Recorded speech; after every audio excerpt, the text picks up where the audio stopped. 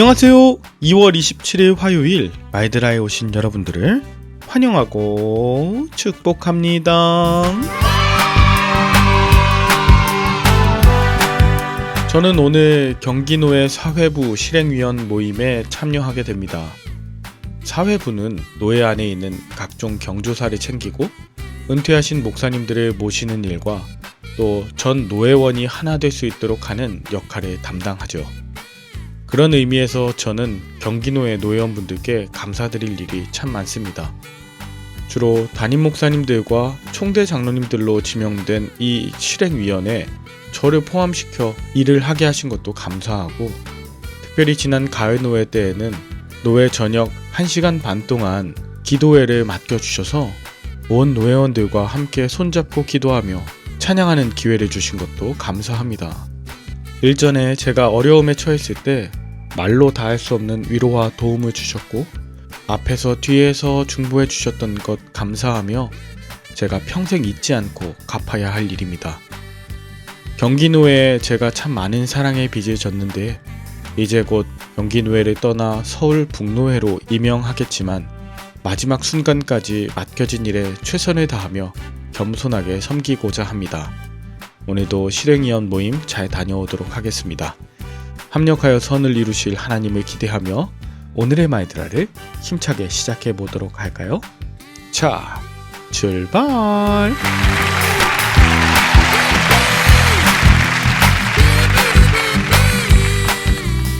오늘은 요한계시록 9장입니다.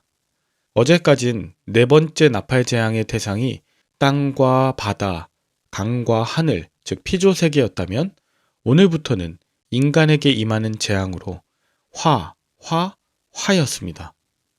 본문 1절에 보면 다섯째 천사가 나팔을 부니 하늘에서 땅에 떨어진 별 하나가 무저갱의 열쇠를 받았다고 합니다.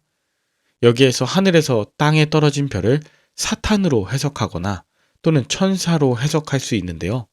계시록 20장에 보면 천사가 무저갱의 열쇠를 갖고 하늘에서 내려온다는 부분이 있고, 사탄이 무저갱의 열쇠를 부여받았다는 것은 성경 전체의 흐름과도 맞지 않기 때문에 하늘에서 떨어진 별, 이건 천사로 해석하는 것이 더 타당해 보입니다.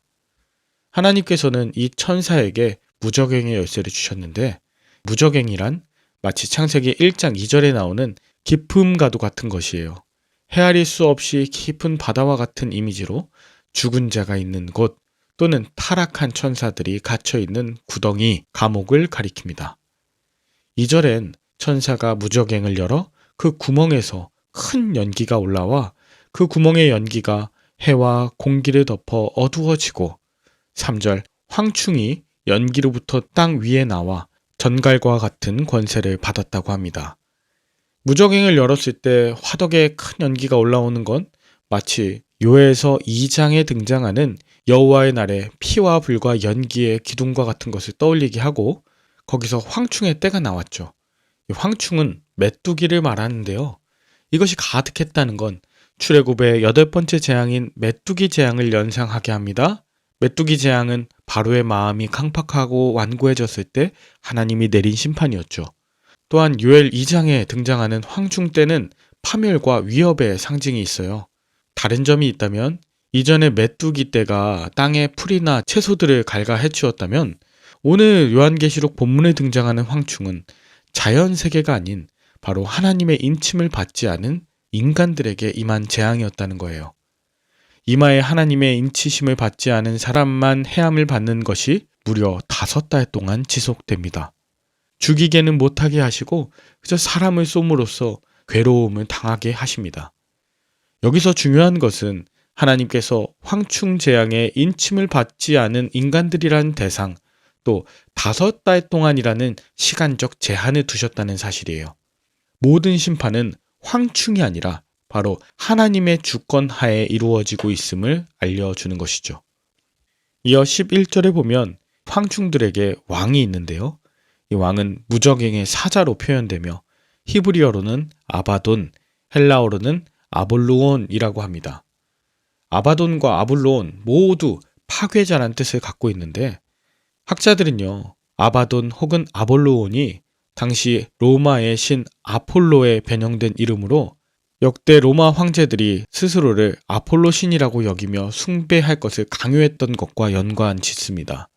바로 이 로마 황제가 황충들의 왕이 되어 하나님의 인치심을 받지 않은 자들을 괴롭게 하는 심판의 도구로 쓰이고 있죠.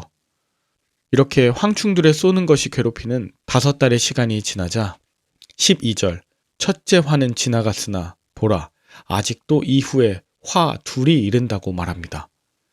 그리고 13절에 6째 천사가 나팔을 붑니다. 그러자 하나님 앞 금제단의 4뿔에서 한 음성이 나서 큰 강 유브라데에 결박되었던 4천사를 놓아주는데 이 4천사들은 근년 월 일시에 이르러 사람 3분의 1을 죽이기로 준비된 자들이었다 합니다. 여기서 심판하는 4천사가 나오는 것, 금제단의 4뿔에서 들리는 음성에서 시작된 것이었죠. 어제도 언급했지만 이것은 성도들의 기도와 향을 합하여 하나님께 올려드렸던 그 제단의 뿔에서 시작된 것으로 성도들의 기도를 통하여서 심판이 이루어지고 있음을 알 수 있습니다. 그런 의미에서 우리 성도들의 기도는 그저 나의 탐욕을 이루어줄 수단이나 도구가 아니라 하나님 앞으로 나아갈 수 있는 엄청난 특권이자 하나님의 뜻을 이루게 하는 열쇠가 됨을 잊지 않아야겠습니다. 이제 그 4천사들은 정해진 때 사람 3분의 1을 죽입니다. 역사적으로 하나님께서 이스라엘을 심판하시기 위해 이방 민족들을 막대기로 사용하셨잖아요. 마찬가지로 세상의 불신자들은 자신의 욕망을 따라 악하게 살아가지만 결국 이 모든 세상을 통치하시고 주관하시는 하나님 아래에 있다. 이것을 우리가 기억해야 합니다. 여기에 등장하는 마병대의 숫자가 2만만이라고 하는데 2만 곱하기 만명으로 총 2억 명의 군사라 할 수 있잖아요. 이거는 물리적으로는 불가능합니다. 상징적인 숫자입니다. 마치 하나님의 주권하에 심판의 도구들로 쓰이는 군대들인 것이죠. 그리고 마지막 20절과 21절엔 그 재앙에서 죽지 않고 남은 사람들은 손으로 행한 일을 회개하지 아니하고 오히려 여러 귀신과 또는 스스로 만든 우상에게 절하고 그들의 살인, 복술, 음행과 도둑질을 회개하지 않는다 하면서 오늘의 본문을 마칩니다. 여러분은 오늘 본문을 통해 무엇을 느끼셨나요? 이렇게 큰 환난을 당하고도 살아남았다면 과거의 죄악된 삶을 버리고 달라져야 하지 않을까요? 하지만 아이러니하게도 하나님에 대한 신앙이 없는 사람들은 그 어떤 결과가 닥친다 하더라도 회개하지 않았습니다. 회개할 가능성이 제로가 된 자들의 모습이 최고의 저주이자 심판이었죠. 하나님의 말씀이 들리지 않고 하나님에 대한 믿음이 없어 끝내 심판의 끝을 맛보게 됩니다. 그런 의미에서 하나님은 오늘 이 말씀을 통해 우리가 돌이킬 기회, 사랑할 기회, 용서할 기회, 회복할 기회, 회개할 수 있는 수많은 기회를 주시고 계신다는 것을 알 수 있어요.